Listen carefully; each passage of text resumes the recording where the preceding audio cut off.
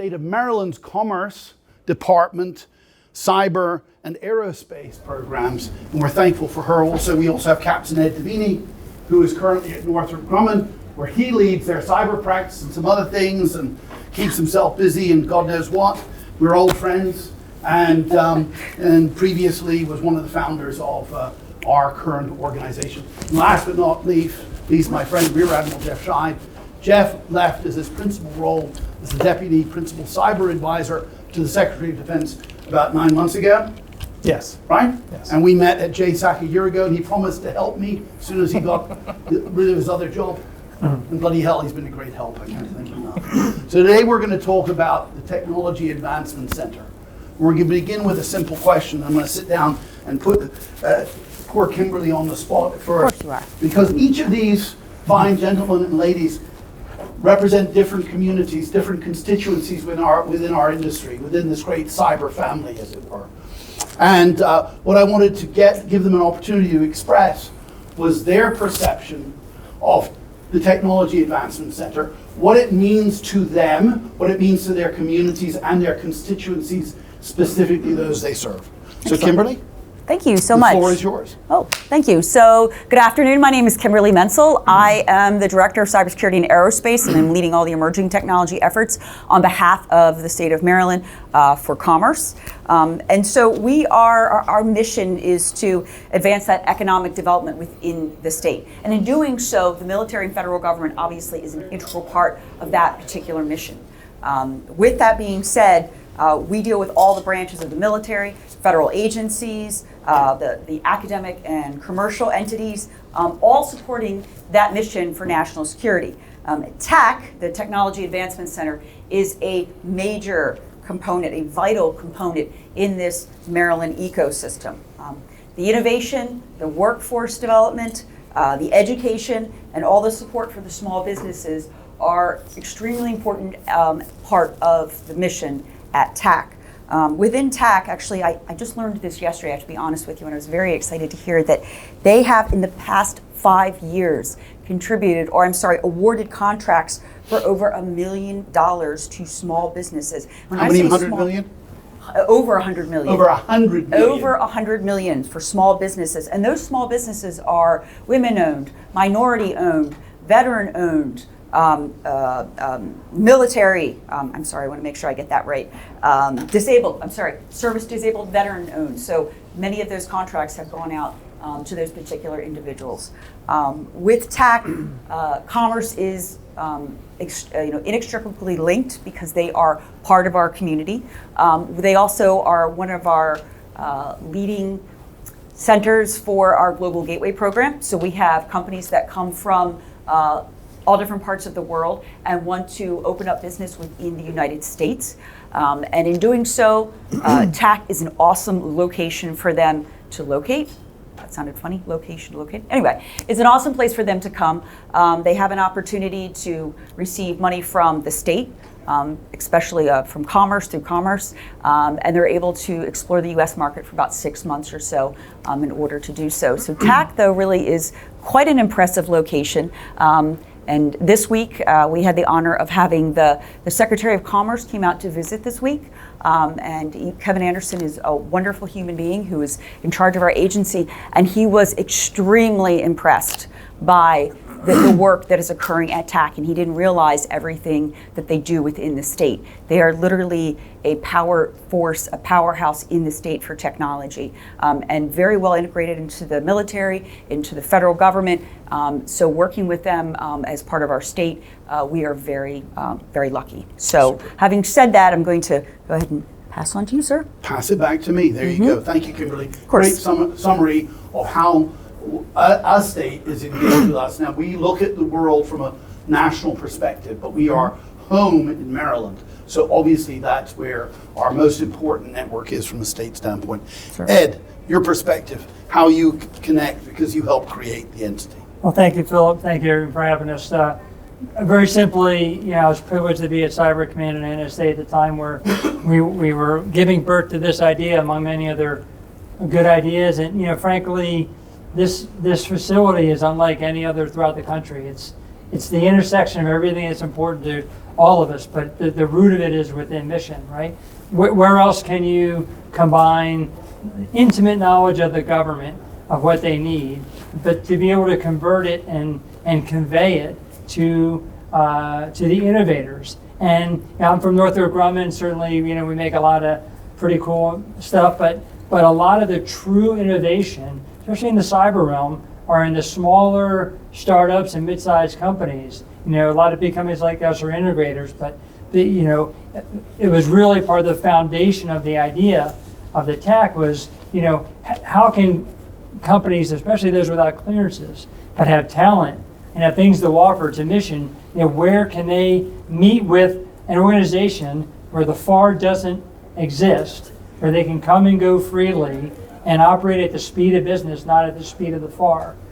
So for 1,000 reasons, the TAC is the place where government and mission and industry, all industry, to include the smallest of smalls, can meet in a forum that has no limitations of access, no limitations of anything. So it's where the real mission gets done. So anyway, thank you, Philip. Perfect. Back to you. Great lead in to a different perspective from Janelle Romano, currently leads CACI's cyber practice and exited your commitment to the government about a year ago, but continue your commitment to the nation. Janelle? So thank you, Philip, and thank all of you for having us here today. I spent a long time within the IC, and during that time provided a lot of support to the services and the commands.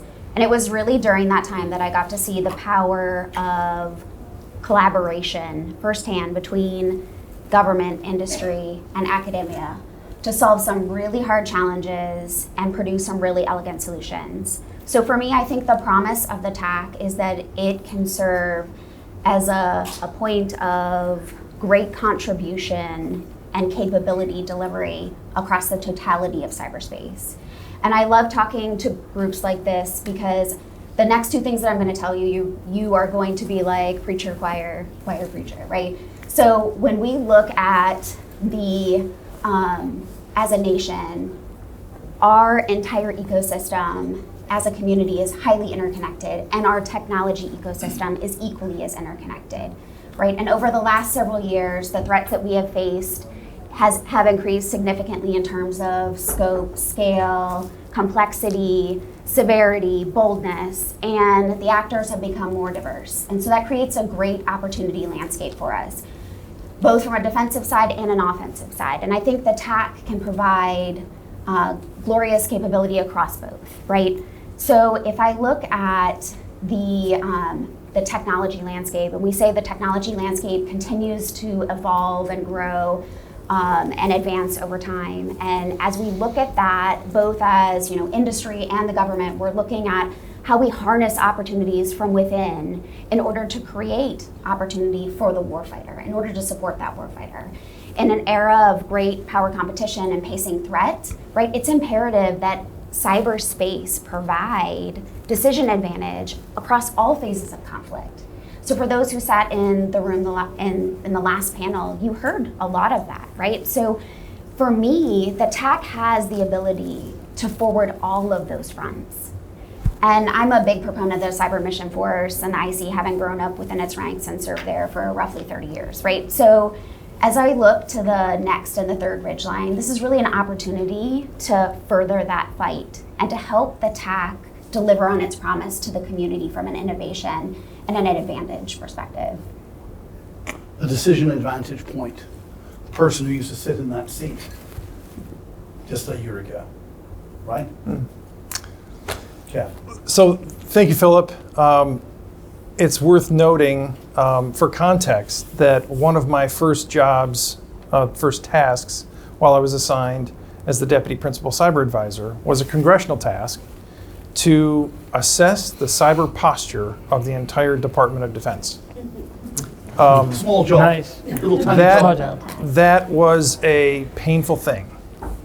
And I think a lot of what you're going to hear me talk about in a macro sense comes from my journey and trying to answer that effectively. ultimately,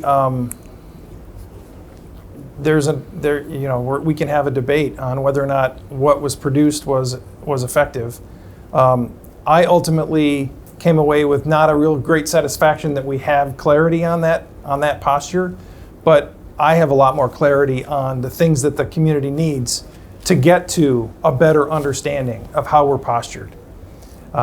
And part of that is, and again, I'm gonna amplify some things that have already been conveyed well, but I'm going to take them maybe to a higher altitude and say that there is a lot of intellectual capacity and a lot of innovative capacity and a lot of technical capacity that we all swim in that pond, and that is a joy, that is a gift. What I think we can all agree on at a basic level is that we haven't found a way to optimize that group resource that we all share. And to do a better job of aligning that strength so that we can leverage each other's work and create opportunities and maximize our implementation of innovation and accelerate to creating that advantage is going to require us to think a little more deliberately about how we are communicating, and how we are able to incentivize constructive behaviors and not just create more churn. A lot of the market forces that were visible in the last discussion factor into that can be counterproductive. But more than anything, I think a place like TAC, a place figuratively in geography, but also a place intellectually that can allow for better alignment and for better leverage of our capacities to make best use of things and not keep relearning the same lessons, but really accelerate forward is critical and is vital, because that operating at the nexus of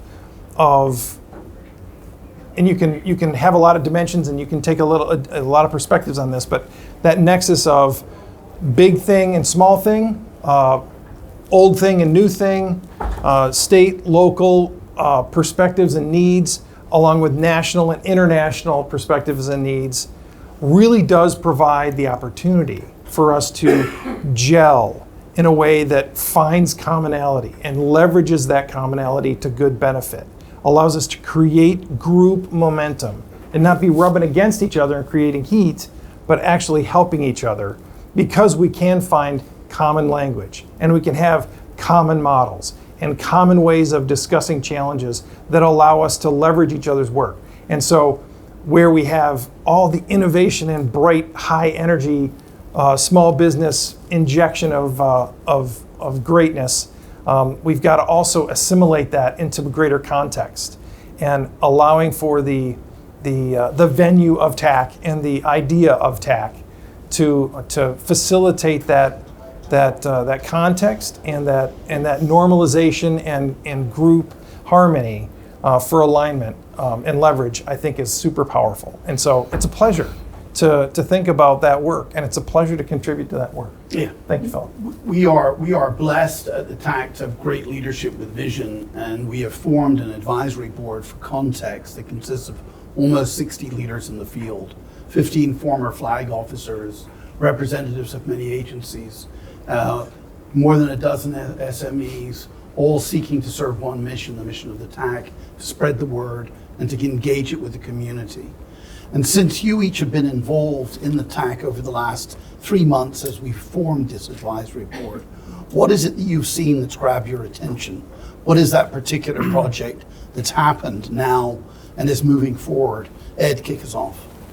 Well, I think the most amazing thing is what you just alluded to, is the impressive board you put together. I mean, there's really no way that the TAC can't succeed with that amount of With Greg's leadership of horsepower. We couldn't do it without them back there. Yeah, I mean, you have assembled the right people that are in all the right places of government and industry that are just, it's the right combination of the right people at the right time. All of them there because they believe in the mission. I'm a lucky guy, you know, Right. a lot of good people who not only care about our mission, Yeah. Just but are accept the but are compliment. the right. No, I think the hardest hurdle was getting the board together. To your credit and to Greg's credit. Now, letting me do it. Thank you, now, Greg. yeah, but now with that group together, as I said before, there's really nothing that we can't do. And I don't. None of the particular initiatives grab my attention any more than the others. I just think with that amount of horsepower behind, it's a testament to everyone's belief in the vision behind it. So Yeah. the board speaks for itself, I think. Thank you. Janelle. I think I might say it's not one thing, I agree. It's the expansion and the growth that I've seen, and it's the thought leadership, right? Yeah. And it's the potential there. I see the TAC as a key interlocutor to drive change within the community, especially when we start looking at things like strategic calibration, tool development, things like test and eval. I've been privy to have sponsored some of that in my previous life within the predecessor organization, and they were able to produce outstanding things, right? So it's that bringing together and coalescing that group of smalls, that innovative thinking. I think it is a location where we're going to challenge the conventional norms of cyberspace. We're going to look at how we define the new goals, the new strategic development areas and operational areas, and how we're going to inform TTPs. And I see a lot of that dialogue occurring now, which is really exciting as we start to take those next steps forward with our customers in order to sponsor those things that will create the next generation of tools, the next generation of defense. And that groundwork is being laid, and I can't wait to see what it does next. Yeah, thank you. Great comments. Jeff? Two things. Sure. First is, again, general context, the willingness to lean in on hard problems and not just say the ubiquitous they need to solve something, but we can contribute to some specific, sometimes very systemic problem. And in two ways, I see the TAC stepping into maybe things that are outside their weight class, but are really, really important. One is workforce issues, and the focus at a high level to be creative and innovative about finding creative solutions to solving workforce issues.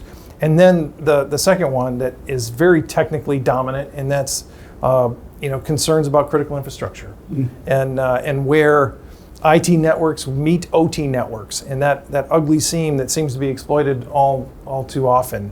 And so the opportunity to provide a playground for people who are ready to experiment in that space and prove themselves in that space and innovate in that space is super, super powerful. So those things really stand out in my head. The Innovation Playground, so you know, we literally have an open opportunity on Wednesdays where you can bring technology in to be reviewed by the Technology Advancement Center.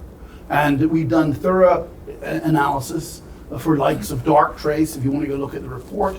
And we've done just top line stuff as well. Obviously, some of these things we charge for. But the critical thing is to know that we are a place where you can come in and play in a secure environment if needed as well. So, Kimberly, your closing comments. I'm going to go ahead and echo what you've been saying as well, and add some additional things. We brought up the innovation. That's absolutely amazing at TAC, and everybody can see it, and everybody that walks through those doors understands that this is a place where innovation occurs. And also the leadership. Obviously, Greg is going to sit back there, and TC and everyone else at Alexis as well, and yourself.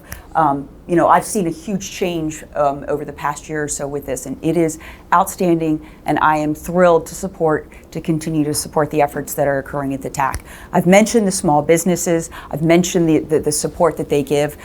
Jeff had brought up about workforce development. That's fantastic, but also we have the education piece too, that I want to make sure that we hit home with that. We have the Cyber Saturdays, and I've had the opportunity to bring my own children there on Cyber Saturdays, because the thing is, when you talk about what's going to be in cyber, we really have to think about it proactively and act and whatever we're currently working on. So proactively, we really have to look at our younger generation. How are we going to not only educate them, but how are we going to inspire them? And honestly, there are a lot of kids, they don't know anything other than what's inside their classroom. They see that, they have teachers that are not very exciting, that don't know anything about cyber. I know, I've been there, and it's really sad to see that, okay? They come in and they the teacher has no idea what a pen test report is, and yet they're trying to educate these students. So what do we do, and I think TAC does this very well, is to give them an opportunity to play, to hark back to what you said about the playground thing, but they give the students an opportunity to explore and see and do hands-on.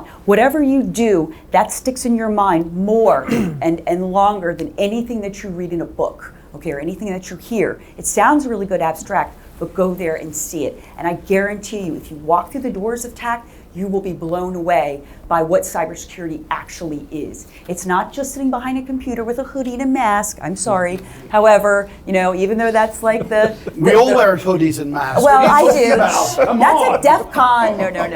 No. But you can actually see what cyber is. That's what we need to impress upon the next generation that's going to move ours forward in national security. So if we were to give Greg more headaches, Yes. because we do create some, right? Well, we do. We call him at the last minute. We say we're bringing the Navy over, represents Yeah. the Secretary. Some Monday, country. 9 o'clock. Remember. And we do that. What are the great ideas we can bring him? Quick lightning round. Ed Devinney. Oh, good. You're first. Lightning round for ideas to bring Greg. Ed, I do. For the TAC for the future. Oh, my Lord. We got 3 minutes. Ideas for the future is bring in more of the cyber protection teams. Oh, yeah. And bring in more mission there to interact with industry there. Those are not cleared. Has something like we used to have like the Conversation Tuesdays or Coffee Tuesdays, whatever, but a forum by which an open exchange of information can be between the government needs and the industry to allow them to just freely discuss what's really needed. And frankly, a lot of that development can happen. Co-development can happen at TAC. It's the perfect place to do it. Jeff. I think TAC is probably on an arc of development where their credibility will build very rapidly, and it will become a point of pride that a small company can bring their technology to a validated test bed and prove themselves and get the seal of approval of TAC and its peer organization, Good.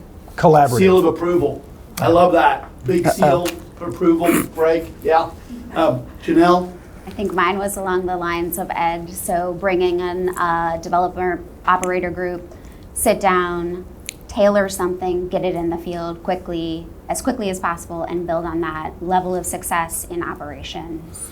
Almost like the zero trust effort. I mean, those of you familiar, government requirement came in, said, hey, I think it was because General Academy at the time was bragging to SecDef about how great this facility was, and SecDef says, okay, I'll give you 90 days to build me a zero trust solution, and within a week, we had a government team and industry team all signed an NDA. Very simple, one-page NDA, where we co-develop, everyone owns. So in the end, the government got what it needed, industry took what lessons learned, they took what they needed for themselves, and the government got what they needed. So there are ways to innovate where everyone wins, but more importantly, the mission gets what they need. Excellent. So we are very proud of the fact that the team that Greg Smith and Alexis have built are developing the capability to deliver greater innovation and more firepower to the frontline warfighter, faster and more efficiently and more economically. Ultimately, that's what we're going to deliver. We're beginning the process of building that capability now. Come join us out in Columbia, Maryland, where our building is, and we invite you to come to our events and engage with our community. Greg, you want to stand? Come on, TAC team, stand up a little bit. You're all in here. We're talking about you. There they are. Let's give them a round of applause. And let's give a round of applause to Phillips and our panelists here. This was an amazing conversation. Thank you so much. Thank you so much.